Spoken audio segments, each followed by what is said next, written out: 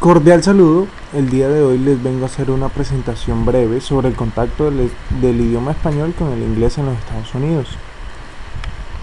Mi nombre es Cristian Fabián Quintero Rueda, pertenezco al CEAT de Valledupar, estoy estudiando inglés como licenciatura en inglés como lengua extranjera, el trabajo realizado para la asignatura de lengua materna 2. Entrando en materia, en la época colonial el español tuvo un ingreso en las primeras décadas del siglo XVI a través de las expediciones de Juan Ponce de León por medio de las costas de Florida en 1513, Alvar Núñez Cabeza de Vaca en lo que ahora se conoce como Texas entre el año 1528 a 1536, Hernando Soto por el sureste de Estados Unidos entre 1539 al 43, Juan Rodríguez Cabrillo por el California en el año 1542 y finalmente Francisco Vázquez y Hernando Alarcón en Nuevo México entre los años de 1540 a 1542. Posterior a esto observamos que la primera colonia europea instalada en territorio estadounidense fue la española en el año de 1565 en San Agustín, Florida, bajo el gobierno de Pedro Menéndez Ávila. Esto ocurrió antes de la colonización inglesa en el año 1607 y la francesa en el 1608. Posteriormente, en la ciudad de San Agustín se edificó la fortaleza de San Agustín, que sirvió para detener los asaltos de las colonias francesas, inglesas y las revoluciones de las tribus locales, esto para defender los tesoros de la corona española. Luego de varias disputas, en el año de 1821 fue cedida a los Estados Unidos. En 1846, Estados Unidos le declaró la guerra a México por el territorio del este de Texas y parte de Nuevo México, lo cual desencadenó que Estados Unidos ocupara la mayor parte de la ciudad de Nuevo México. A consecuencia, México se vio obligada a resolver el conflicto por medio de un tratado de Guadalupe Hidalgo, llamado Guadalupe Hidalgo, en el año 1846. En el cual México no solamente renuncia a los terrenos en disputa, sino que también renuncia a lo que hoy se conoce como California, Nevada, Utah y Arizona. El último acontecimiento significativo que se presentó en la época colonial fue la guerra hispano-estadounidense contra la colonia española, donde esta misma es desterrada totalmente del territorio. Posteriormente, en el año de 1902, Cuba declara su independencia.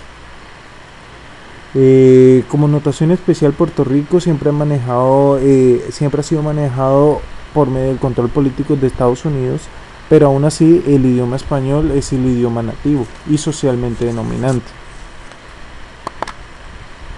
¿Cómo fue su evolución y expansión? Se destacan principalmente tres grupos principales de hispanohablantes: los mexicanos, puertorriqueños y cubanos.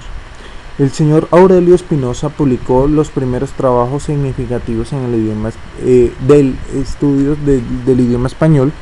En el año 1909 realizó un estudio de fonología. En el año 1911 al 13 de un estudio de morfología, y entre los años 1914 y 1915 elementos del inglés. Todo esto fue traducido posteriormente en el año de 1930 y fueron publicados en la Biblioteca de Dialectología Hispanoamericana. Posteriormente, en un estudio se determinó que la inmigración mexicana tuvo su auge desde los años de 1960 al 2005, lo cual es reflejado en la tabla 6.1 sacado de la lectura principal. La inmigración puertorriqueña, teniendo en cuenta lo que se expuso anteriormente, el inglés sigue siendo una lengua extranjera y la mayor parte de la migración de los puertorriqueños a la ciudad de Nueva York. Posteriormente, la hispanización de Miami es un fenómeno que se dio posterior al año 1970 tras la toma de Fidel Castro. Se presentaron oleadas de inmigrantes cubanos a la ciudad de Miami en gran escala, y de igual manera hubo migración de latinoamericanos de clase media y alta que huían de las crisis de sus respectivos países, como Colombia y Argentina. Posterior, en la siguiente tabla se hace un estudio de la inmigración panhispánica. Esta tabla es tomada de la lectura principal, donde el estudio arroja que el 100% de la población hispana, un 64% es conformado por personas de origen mexicano. En segundo puesto, puertorriqueños con un 9% y cubanos con un 3.4%. Los colombianos estamos muy por debajo con un 1.8%. Es de tener en cuenta que esto fue hasta el año 2006.